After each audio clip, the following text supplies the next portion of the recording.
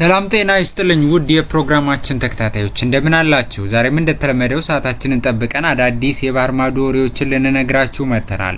እስከ ፕሮግራማችን ፍጻሜ ድረስ ቪዲዮ ላይክ፣ ሰብስክራይብ እንደዚሁም ሼር በማድረግ አብራችሁን ትቆዩ ዘንድ በአክብሮት ጋበዝናችሁ።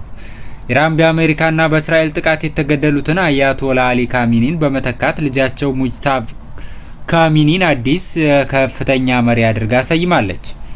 ይህ ሹመት በኢራን ውስብስብ የፖለቲካ ስርዓት ውስጥ ትልቅ ትርጉም ያለው ሲሆን በዓለም አቀፍ ደረጃም ከፍተኛ ትኩረትን ስቧል። የሙጅታባ መሾም አሜሪካንና እስራኤልን በኢራን አመራር ላይ ለሚያደርጉት ጣልቃ ገብነት የተሰጠ የአልበገሬነት ምላሽ ተደርጎ ተወስዷል። ፕሬዚዳንት ትራምፕ ቀጣዩን የኢራን መሪ አሜሪካ ማጽደቅ አለባት የሚል ፍላጎት ቢያሳዩም ሊቃውንት ምክር ቤቱ ግን አዲሱን መሪ በመሰየም ለአሜሪካ ያላቸውን ተቃውሞ ገልጸዋል። የ56 ዓመቱ ሙጅታባ ካሚኒ እስካሁን ምንም አይነት ይፋዊ የመንግስት ስልጣን ባይኖራቸውም ከመጋረጃ ጀርባ ሆነው የሀገሪቱን የጸጥታና የመረጃ መዋቅሮች በማስተባበር ረገድ ትልቅ ተጽዕኖ እንደነበራቸው ይነገራል።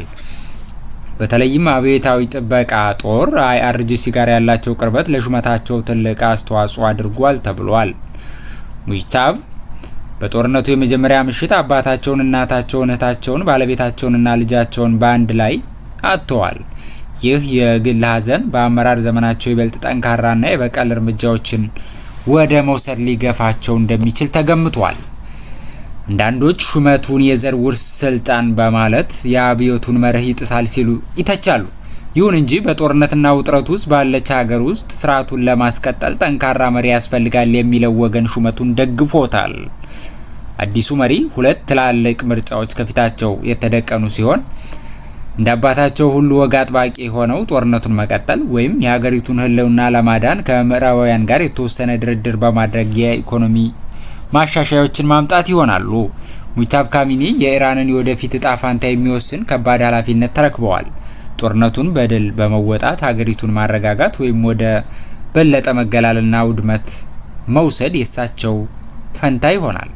ዓለም አቀፍ ማህበረሰብም የአዲሱ መሪ የመጀመሪያ እርምጃዎችን ምን ሊሆኑ እንደሚችሉ በትኩረት እየተከታተለ ይገኛል። ውድ የቻናላችን ተከታታዮች ለዛሬው የነበሩን የአዳዲስ የባህር ማዶ ወሬዎች የሰማችኋቸውን ይመስሉ ነበር። በድጋሚ በሌላ ዜና እስከምንገናኝ መልካም ቆይታ፣ ቸር ያሰማን።